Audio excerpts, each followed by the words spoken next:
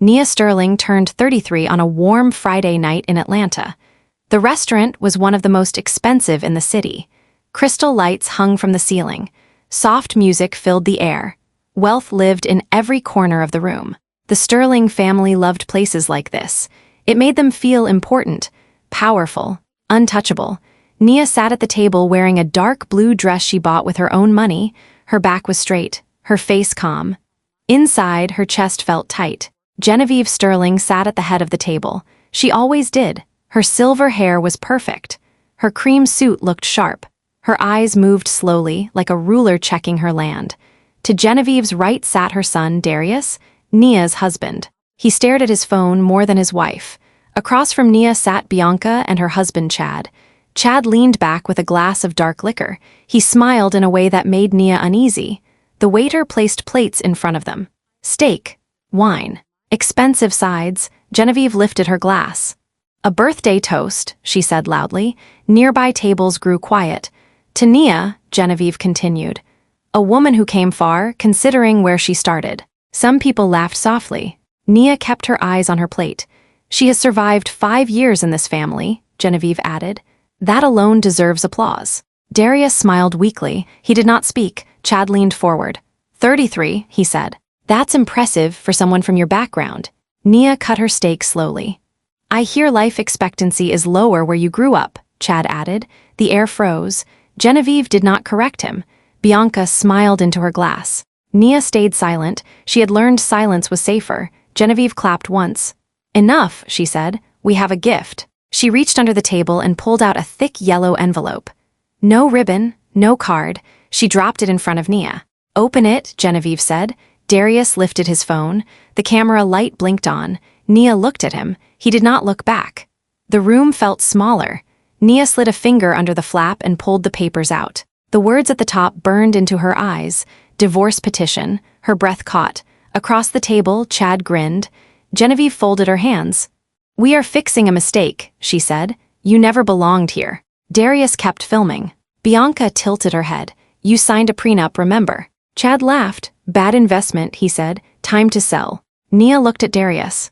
Say something, she whispered. He lowered the phone slightly. This is best, he said. You embarrass me. The words hurt more than the papers. Genevieve slid a pen toward her. Sign, she said. Now. Nia stared at the pen. Her heart raced. Then something inside her went quiet. She looked at the page again. Slowly, carefully, numbers, clauses. Ownership language, she saw it. Genevieve had forgotten something. Nia reached into her purse and pulled out her own pen. She signed. She dated it. She stood. Thank you for dinner, she said. The table went silent. Nia walked away. Genevieve smiled. She thought she had won. She had no idea what she had just given away. Cliffhanger. Genevieve watched Nia leave, unaware that the signature had just shifted power forever. The valet drove Nia's car to the curb. The engine was already running. The warm air of Atlanta wrapped around her as she stepped outside. For a moment, she stood still, breathing in the night. The noise of the restaurant faded behind her. Laughter, music, crystal glasses clinking. None of it mattered now. She got into the driver's seat and locked the doors. Her hands rested on the steering wheel. They were steady. Her heart was not. It beat hard, but not with panic. It beat with focus. Her phone buzzed. She did not look. She pulled out of the lot and drove into the city streets. Streetlights passed like slow blinks. Cars moved around her, unaware that something had shifted forever. At a red light, her phone buzzed again. Then again. She glanced down once. Bianca. Darius, Chad, missed calls stacked on the screen. She turned the phone face down. She did not cry. She did not scream. Her face stayed calm, but her mind was sharp. She replayed the moment at the table. The envelope. The pen, the clause. Genevieve had always believed power lived in money and fear. She never believed it lived in paperwork. Nia drove past the exit that led home. She did not want to see the house. Not tonight. That place had never felt like hers anyway. It had always felt borrowed. Watched. She drove to a luxury hotel downtown, a place she had booked for investors many times before. The building rose like a tower of glass and stone, bright against the dark sky. The valet opened her door. Good evening, ma'am, he said. Good evening, she replied. Inside, the lobby smelled of clean air and polished wood. Everything felt quiet, controlled. She walked to the front desk. "I need a room," she said. "Presidential suite." The clerk looked up. He recognized her. Many people did. She was always the woman behind the numbers, the one who made things work. "Of course," he said. She slid the company card across the counter. The machine beeped. "Approved," the clerk smiled wider. "Welcome back." Upstairs, the suite was large and silent. Soft lights glowed along the walls. The city stretched below the windows, alive and distant. Nia closed the door behind her and leaned against it for a moment. Her breath came slow and deep.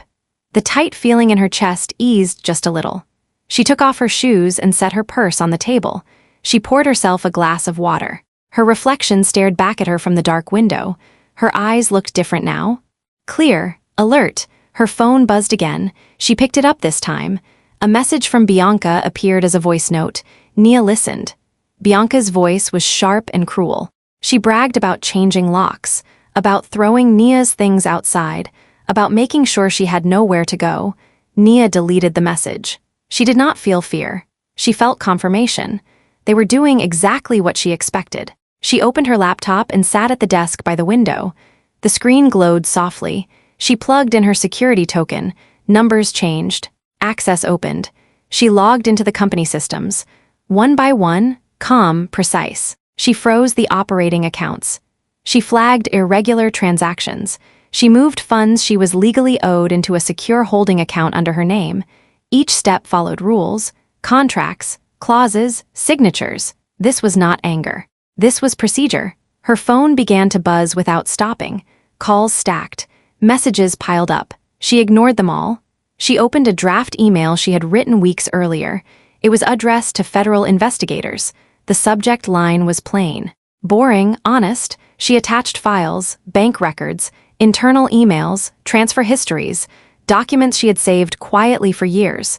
She read the email once more, not to doubt it, only to be sure. Then she pressed send. The email disappeared. Across the city, chaos started. Chad stood in the Sterling living room with his phone in his hand. The screen showed declined. He tried again and again. Bianca shouted. She accused the bank, then the app, then Nia. Darius paced. His voice rose and fell as he spoke to customer service. He was told the accounts were under review. Genevieve sat at her desk, dialing numbers that no longer helped her. Her voice shook for the first time in years. Finally, she reached her private advisor. "What do you mean frozen?" Genevieve demanded. The voice on the other end was calm, too calm. "Genevieve," the advisor said, "the order came from the majority owner." Genevieve laughed sharply. "I am the majority owner." There was a pause. "No," the advisor said, "you are not." Silence filled the room. Genevieve's hand tightened around the phone. "That is impossible." 3 years ago, the advisor continued, "you signed a transfer of 51% ownership." "That was temporary," Genevieve snapped. "A formality." "The document was permanent," the advisor replied, "filed and recorded." The phone slipped from Genevieve's hand and hit the desk. Chad's face went pale. Bianca stopped shouting. Darius felt something cold settle in his stomach. Genevieve stared at the wall. Her mouth opened, but no words came out. Back in the hotel suite, Nia closed her laptop. She stood and walked to the window. The city lights shimmered below her like a map of endless choices. She felt tired, not weak, just tired. Her phone buzzed again. This time it was Darius. She answered. "Nia," he said quickly. His voice was strained. "You have to stop this." "Stop what?" she asked calmly. "The accounts, the freeze, my mother is losing it." Nia leaned against the window. "I didn't start this." "You signed the papers," he said. "You agreed." "I read them," she replied. "There's a difference." He was silent. "You embarrassed us," he said finally. "You walked out." "You filmed me," she said. "You watched." His breath caught. "You need to fix this," he said. "Please." "There's nothing to fix," Nia replied. "This is how it works now." She ended the call. She set the phone down and turned it off. In the Sterling house, Genevieve finally spoke. "She planned this," she whispered. She waited. Chad dropped into a chair. "We're done," he said. "She has everything." Darius stood still. His mind replayed the dinner. The calm look on Nia's face. The way she signed without shaking. He understood now. The woman they thought was weak had never been powerless. She had been patient. Cliffhanger. As night deepened, Genevieve realized the trap had closed long before the birthday dinner even began. Morning arrived without mercy. Sunlight spilled through the tall windows of the Sterling house, but it brought no warmth. The night had torn something open, and now everyone felt it. Genevieve had not slept. She sat at the long dining table with a cup of untouched tea. Her hands trembled slightly. Across from her, Chad stared at his phone as if it might suddenly forgive him. Bianca paced back and forth, barefoot, muttering to herself. Darius stood near the window, staring outside without seeing anything. The house felt different. It no longer felt powerful. It felt exposed. By mid-morning, the lawyers arrived. They were expensive men in dark suits with smooth voices and confident posture. Genevieve greeted them with forced strength.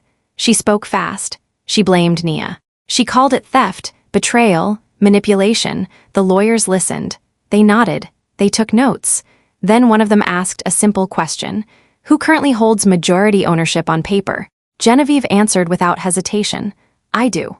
The lawyer looked at his tablet. He frowned. That is not what the state records show, he said. The room went quiet. Chad sat up straight. What do you mean? The lawyer turned the screen toward them. 3 years ago, 51% was transferred to Nia Sterling. Bianca gasped. That was fake, she said, just for a grant. It was not marked as temporary, the lawyer replied. There is no trust agreement, no reversal clause. Genevieve's face hardened. So reverse it.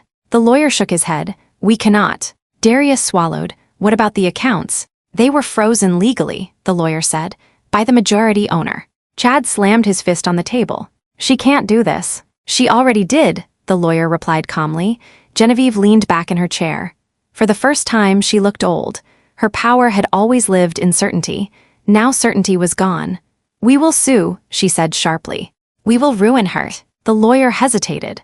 Before we proceed, he said carefully, we need to ask if there are any irregularities in the company's financial history. Chad froze. Bianca looked at him. What does that mean? The lawyer continued.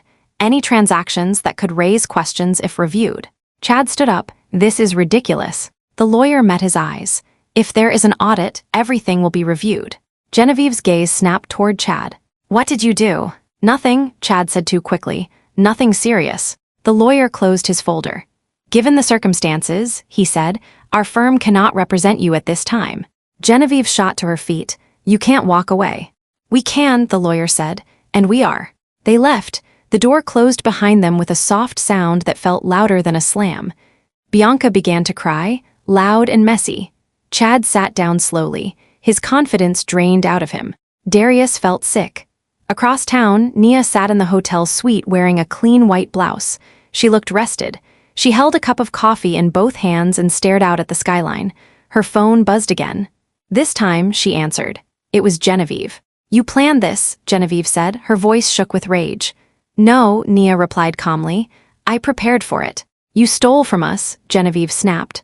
I protected myself, Nia said. You were nothing before us, Genevieve said. We gave you everything. Nia paused. She let the silence stretch. I gave you compliance, she said. I gave you cover, I gave you time. Genevieve laughed bitterly. You think you won. Nia's voice stayed even. I think you ended it. She hung up. Later that afternoon, Darius called. Nia, he said quietly, please. She answered, but she did not soften. You destroyed my family, he said. You watched them destroy me, she replied. I didn't think it would go this far, he whispered. I did, she said. There was a long pause. You never loved us, he said. I loved you, Nia replied. That's why I waited. He didn't understand. That night, Nia opened her laptop again. She logged into the home security system she had installed years earlier. Cameras lit up the screen. She watched the Sterling house. Genevieve paced. She shouted at Bianca. She blamed Chad. She cursed Nia's name. Chad drank straight from a bottle. He muttered about mistakes and timing. Bianca screamed that her life was over. Darius sat alone on the couch, staring at the floor. The family turned on itself. Nia closed the laptop. She felt no joy. Only clarity. She opened a calendar and marked a date. She had one more move. Cliffhanger. As the Sterling family unraveled, Nia quietly prepared the next step that would force them into the open. The next 2 days passed slowly for the Sterling family and very quickly for Nia. At the Sterling house, time felt heavy. Every hour brought new bad news. Cards still did not work. Accounts stayed frozen. Phone calls went unanswered. The staff stopped coming. The silence inside the house grew thick and uncomfortable. Genevieve tried to regain control. Control was the only language she knew. She called old friends, influential friends, people who once owed her favors. Most did not answer. Some sent polite messages saying they were out of town or in meetings. A few answered and spoke carefully, as if every word might be recorded. They all said the same thing in different ways. This looks serious. Genevieve hated those words. Chad spent hours on his laptop, sweating, trying to log into accounts that rejected him again and again. Every failed attempt made his breathing faster. He told Bianca it was a temporary glitch. She stopped believing him. Bianca sat on the floor of her bedroom surrounded by designer bags and shoes. They meant nothing now. She tried to sell a few online. Buyers offered almost nothing. She cried and threw her phone across the room. Darius stayed quiet. He watched. He listened. He felt something close to fear settle into his bones. For the first time in his life, no one was fixing things for him. Across town, Nia worked with calm focus. She met with advisors. She reviewed contracts.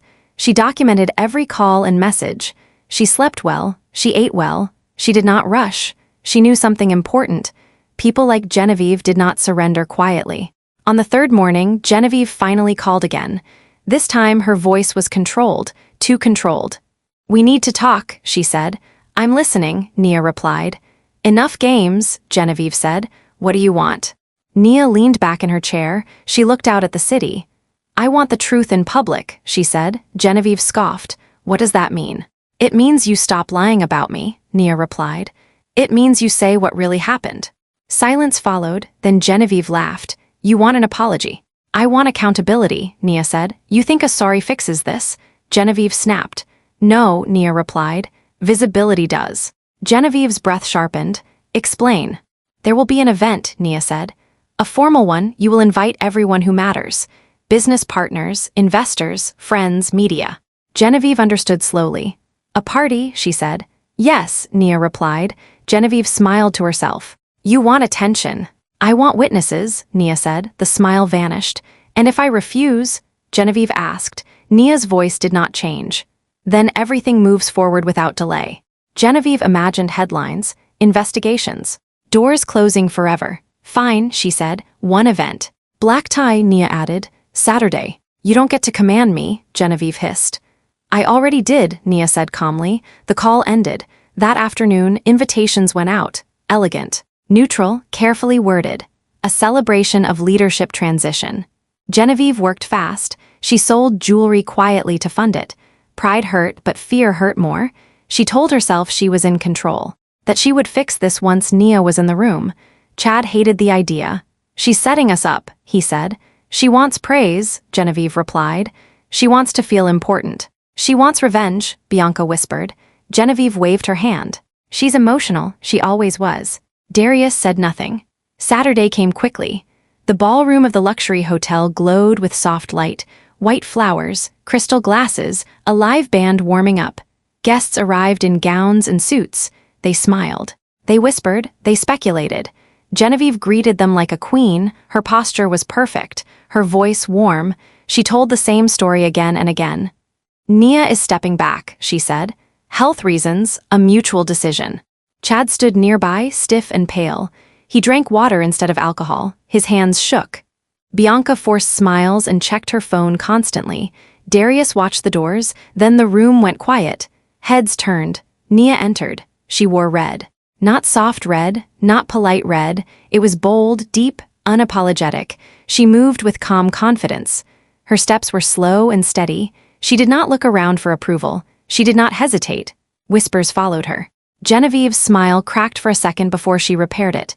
"Nia," she said brightly, stepping forward. "You look lovely." "Thank you," Nia replied. Her tone was neutral. Darius stared. He had never seen her like this. Not once in 5 years. Chad leaned toward him. "She's putting on a show," he muttered. "Let her." The lights dimmed slightly. Music faded. Genevieve gestured toward the stage. "Time," she said. Nia walked forward. She stepped behind the podium. Her hands rested lightly on the sides. She looked out at the room full of powerful faces. She did not rush. She did not smile. "Good evening," she said. Her voice carried easily. "I was invited here tonight to step aside," she continued. But before I do, I want to clarify a few things. Genevieve stiffened. Nia raised a small remote in her hand. The screen behind her lit up. Numbers appeared, charts. Names, a murmur spread through the room. Nia spoke clearly and slowly. These are company records, she said. They tell a story. Chad's heart began to pound. Genevieve's breath shortened. Darius felt the room tilt. At the back of the ballroom, a group of guests in plain clothing stopped pretending to be guests. They stood still. Watching. Waiting. Cliffhanger. As the first evidence filled the screen, Genevieve realized the party was never meant to save her. It was meant to expose her. The room stayed silent as the screen behind Nia glowed brighter. Numbers filled the wall. Lines moved from one account to another. Dates and amounts appeared in clean rows. Nia stood still at the podium. Her voice stayed calm. These records show how money moved, she said. They show where it was supposed to go, and where it actually went. A low murmur spread through the crowd. People leaned closer. Some lifted their phones, others frowned, trying to understand. Genevieve's smile vanished. She gripped the edge of her chair. Her fingers turned white. Chad's throat went dry. He knew those numbers. He had seen them before. He had created some of them himself. Nia pressed the remote again. The screen zoomed in on a single transfer. A large one. This amount, Nia said, came from a government housing grant. It was meant to build affordable homes. She paused. It did not build homes. Gasps rippled through the ballroom. Nia pressed the button again. A new image appeared. A clear path of money moving through layers of accounts. It was routed through shell companies, she continued, then converted into private assets. Chad stood up suddenly. This is a lie, he shouted. She's twisting data. Nia looked at him once. Her face did not change. The records speak for themselves, she said. She pressed the button again. A photograph filled the screen, a luxury vehicle. Bright and unmistakable. Bianca made a sharp sound. She covered her mouth. That car, Nia said, was paid for with diverted funds. The room erupted, voices overlapped, chairs scraped, people stood. Genevieve raised her hand. This is inappropriate, she shouted. Security. No one moved. Nia raised her voice just enough to cut through the noise. There is more, she said. The room quieted again slowly. She pressed the remote. New documents appeared, tax filings, highlighted sections. These filings include deductions that do not match reality, Nia said. Charitable donations that never reach charities. Genevieve's breath came fast. Her eyes darted around the room. This is nonsense, she snapped. She's confused. Nia turned slightly toward her. These documents carry your signature, she said. The words landed hard. Someone in the front row whispered. Another person stepped back as if distance could protect them. Nia took a slow breath. For years, she said, I warned them. I documented concerns. I asked for corrections. She looked across the room. I was ignored. She pressed the remote again. A timeline appeared, 5 years of transactions, patterns highlighted. This is not one mistake, Nia said. It is a system. Chad's hands shook. He looked toward the exits. His eyes moved fast, calculating. Genevieve stood up. Enough, she said, her voice cracked. This ends now. She took a step toward the stage. Before she could move again, the doors at the back of the ballroom opened. Heavy steps echoed across the floor. People turned. Men and women in blue jackets entered in a line. Yellow letters stood out clearly. FBI. The room exploded into chaos. Shouts, screams, phones raised high. Agents moved fast and with purpose. They spread out. One approached the stage. Another moved toward the front row. Chad turned and ran. He did not make it far. 2 agents caught him near the table. Glasses fell, plates shattered. He struggled for a second, then stopped.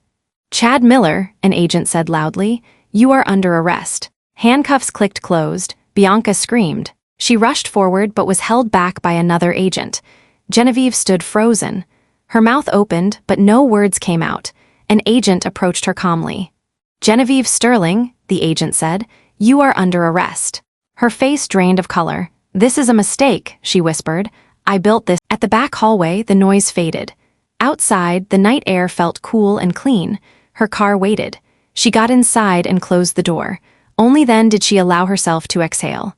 Behind her, blue lights filled the street. The ballroom glowed like a broken crown. She drove away. Cliffhanger. As the sirens echoed through the city, Nia knew the fall was not over. The aftermath was just beginning. The days after the party moved fast, but the weight of what happened moved slowly. Atlanta woke up to headlines filled with the same names: the Sterling family, fraud, arrests, investigation, collapse. Photos from the ballroom were everywhere. Genevieve in handcuffs, Chad bent forward, face pale, guests frozen in shock.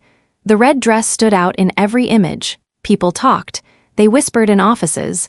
They texted links to each other. They argued about what they saw. Some were angry. Some were impressed. Some were afraid. Nia did not watch the news. She stayed in the hotel suite for one more night. She slept deeply for the first time in years. No dreams, no panic, just rest. In the morning, she woke before sunrise. She made coffee and stood by the window. The city looked the same. Cars moved. Lights changed. Life continued. Her phone vibrated once. A message from her lawyer.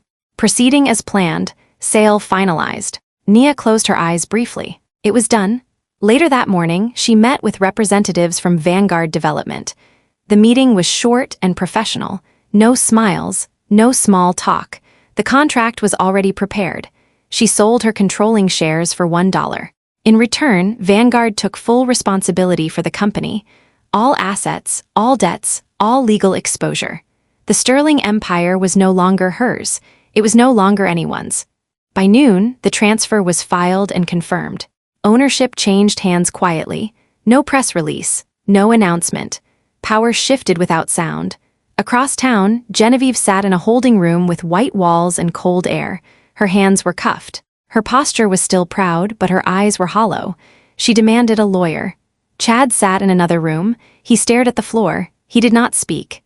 Bianca was questioned and released. She left the building shaking, mascara streaked down her face. Her phone buzzed constantly, but no help came. Darius was questioned too. He answered every question honestly because he had nothing else left. He was not arrested. He was not charged. He was dismissed. That hurt more than handcuffs. By evening, Vanguard moved quickly. They sent notices. They locked systems. They terminated contracts. Employees received emails that said only one thing clearly: effective immediately. The Sterling name disappeared from accounts, from signs, from buildings. Within weeks, cranes appeared at old Sterling properties. Signs went up with new logos, new colors, new futures. The city did not pause to mourn. Nia moved out of the hotel 2 days later. She packed lightly. She did not return to the old house. She had no reason to. She moved into a small apartment overlooking the river. Clean, quiet, hers. She bought furniture slowly, thoughtfully. Each piece chosen because she liked it, not because it impressed anyone. She opened a new bank account in her own name. She transferred her severance funds legally and cleanly. Everything documented, everything clear. She met with federal investigators again. She answered questions. She explained systems. She provided context. She was calm. She was prepared. Her cooperation agreement was confirmed. She was free. Weeks passed. The investigation grew. More names surfaced. More accounts were traced. The case expanded beyond what anyone expected. Genevieve and Chad were formally charged. The trial was brief. The evidence was overwhelming. Documents, emails, transfers, timelines. Nia did not attend every session. She did not need to. Her work spoke for her. When the verdict came, it was clear. Guilty. Sentencing followed. 10 years. The judge spoke about abuse of trust, about harm to the community, about consequences. Genevieve did not look at the audience. Chad cried openly. Cameras flashed. The Sterling era ended in silence. Months later, the mansion was sold. Strangers walked through rooms once filled with power. Furniture was auctioned. Art changed hands. Bianca moved into a small apartment with a friend. She stopped posting online. Her life became quiet and small. Darius found a job at a retail store. He wore a name tag. He stood on his feet all day. Customers complained. Managers corrected him. No one recognized his last name anymore.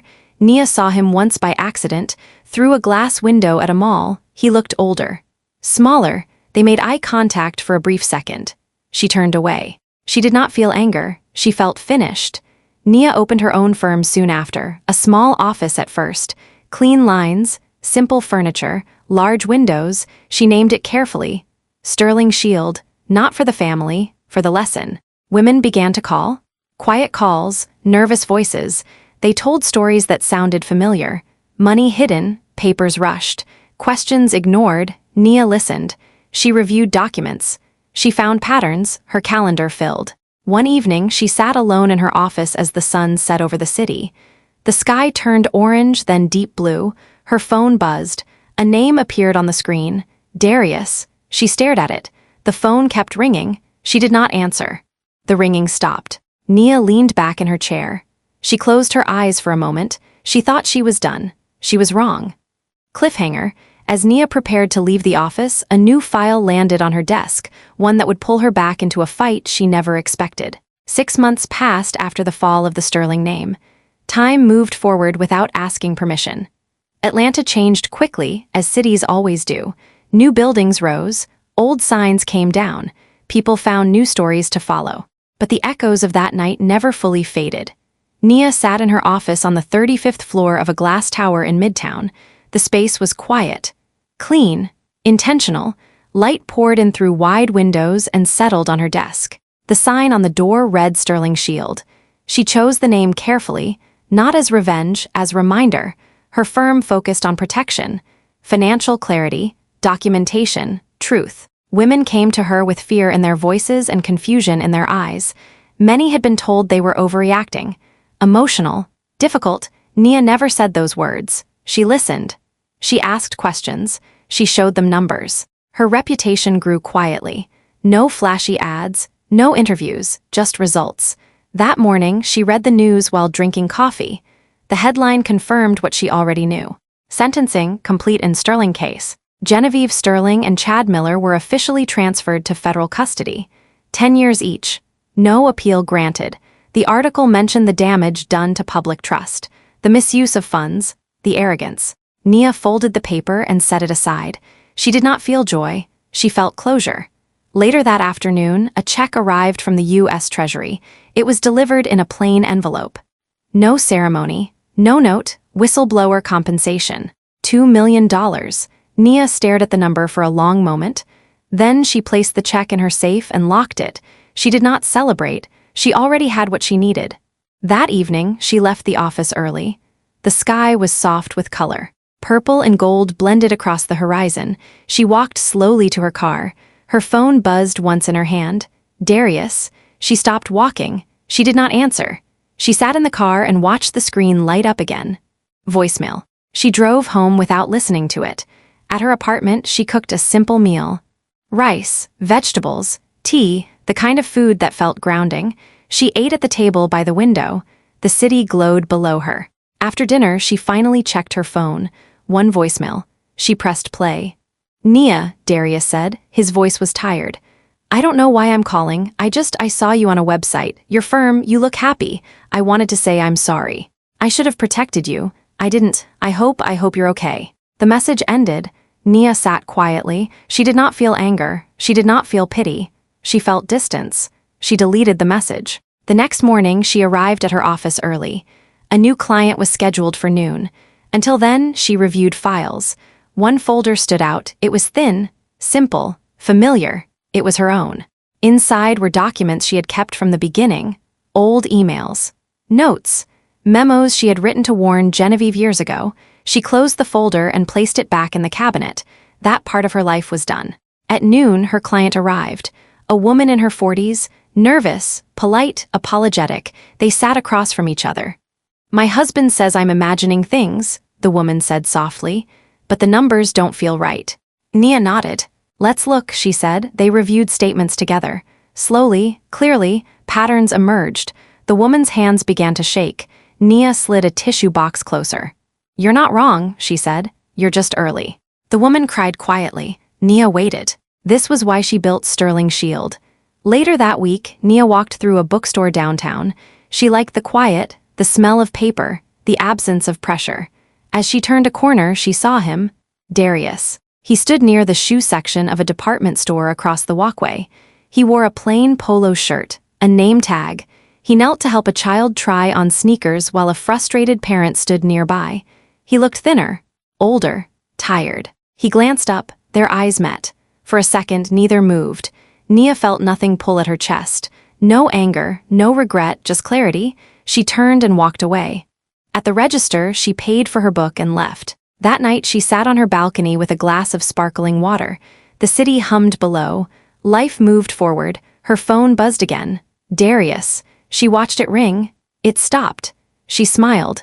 Not because she had won, because she no longer cared. Months passed. Sterling Shield expanded. New hires, new cases, quiet impact. Nia invested the whistleblower money carefully, not in luxury, in stability, in growth. She donated to housing programs, to legal aid funds, to scholarships for young women studying finance. No press releases followed. She did not need recognition.